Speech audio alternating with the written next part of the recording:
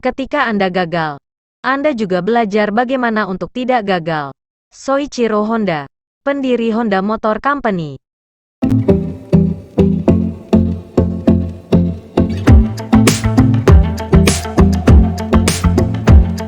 Soichiro Honda lahir pada tahun 1906, di sebuah desa kecil di Jepang. Pada usia yang sangat muda, ia sudah terpesona oleh motor.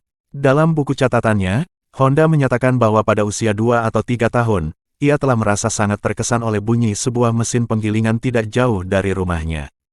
Honda mewarisi kesenangannya akan mesin dari ayahnya. Ayahnya membuka bengkel untuk mereparasi mesin-mesin pertanian dan kelak membuka reparasi sepeda. Di sekolah, Honda bukanlah siswa yang cemerlang.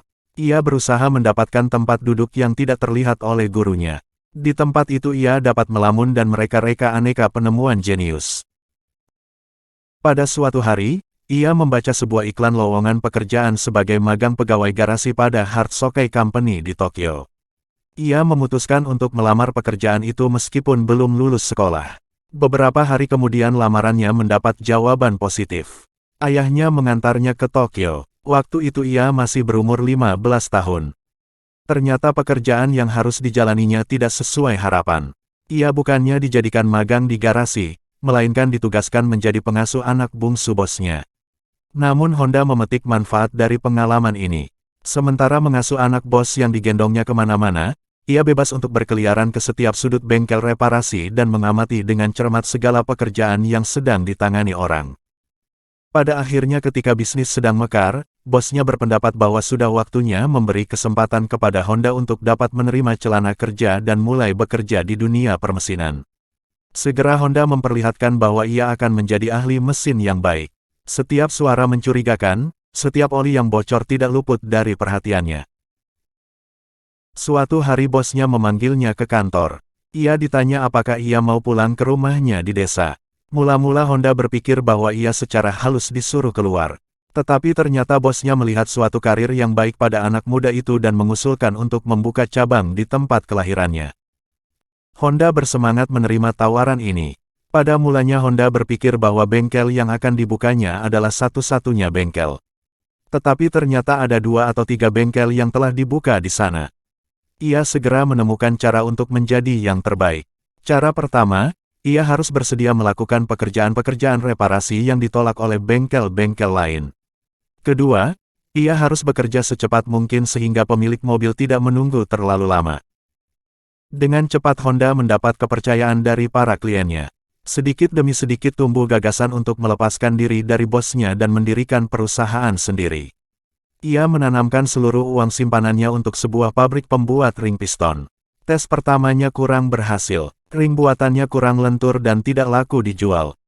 Karena tekanan kegagalan dan tanggung jawab, Honda jatuh sakit cukup serius. Tetapi setelah pulih kembali dalam waktu 2 bulan, ia kembali memimpin usahanya dengan tekad mengatasi segala masalah. Siang malam ia mencari pemecahan, tetapi belum juga melihat titik terang. Piston yang dibuatnya tetap saja terlalu keras. Dengan mengesampingkan rasa harga diri, ia mendaftar masuk universitas untuk melengkapi latihan permesinannya. Setelah 2 tahun lamanya bertekun di universitas itu, akhirnya ia dikeluarkan. Masalahnya Honda keras kepala tidak mau mengikuti kuliah-kuliah selain yang berkaitan dengan pembuatan suku cadang. Honda kembali ke pabriknya dengan fakta baru. Dan ia mulai menghasilkan piston yang lebih baik. Ia telah menang. Pabriknya mulai dikenal sebagai penghasil barang yang baik. Tetapi Perang Dunia II menghentikan semua dengan tiba-tiba. Pesawat terbang Amerika menghancurkan pabriknya.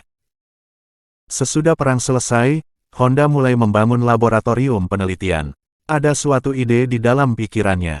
Situasi ekonomi negeri sangat menyedihkan. Angkutan umum hancur akibat pengeboman. Orang Jepang kembali ke zaman sepeda. Ide Honda adalah memasang motor pada sepeda dan menghasilkan sepeda bermotor yang murah. Mula-mula, Honda hanya mengubah motor-motor yang dibelinya dengan harga murah dari angkatan perang. Sepeda motor buatannya segera menjadi barang kegunaan orang banyak. Karena makin banyaknya permintaan sedangkan persediaan dari angkatan perang sudah habis, Honda terpaksa membuat sendiri motornya.